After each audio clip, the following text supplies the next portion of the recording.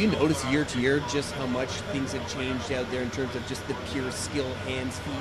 Yeah, you know, I've said it so many times. 3 years ago, you could beat guys wide with speed. You can't anymore. It doesn't matter how fast you are.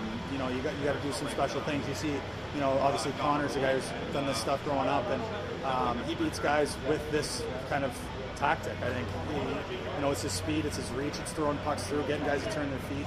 Because you can't just blow by guys anymore. The D-men are too fast. So, you know, that was a huge draw for me to see what he does and try and, you know, put a little bit of that in my own game.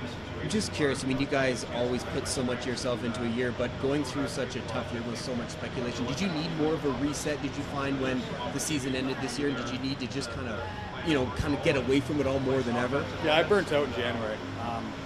I think a lot of guys did. Nobody really knows how tough that situation was.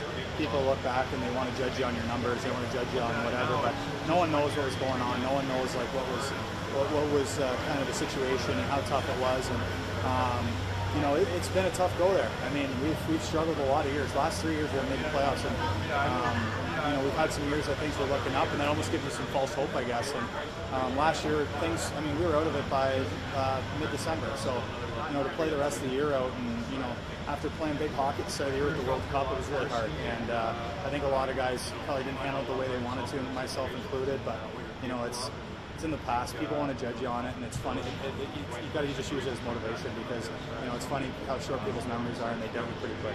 Well, I'm sure too, with all the trade rumors, it was tough. I mean, I know you said in the past there may have been a time where you thought maybe, you know, you needed to turn the page. How are you feeling today? Do you think there's still a world where you work with Colorado, or do you think maybe it's time for a new chapter? That's not for me to decide. It's up to, you know, management in Colorado. So we'll see what happens. I'm not sure who I'm going to be playing for next year, but it doesn't matter. You come out with the same intensity every day here and in the gym. Now it's tough to, you know, that visualization part is kind of not there because you don't really know where you're going to be. So you kind of just have to have some blind faith and just work as hard as you can and be the best version of yourself you can be. So all that cliche stuff, but it's a cliche for a reason. Well, and it sure seems like you've really committed to a kind of prove yourself season. I mean, I get the sense you got a chip and you're ready to remind people how good you can be.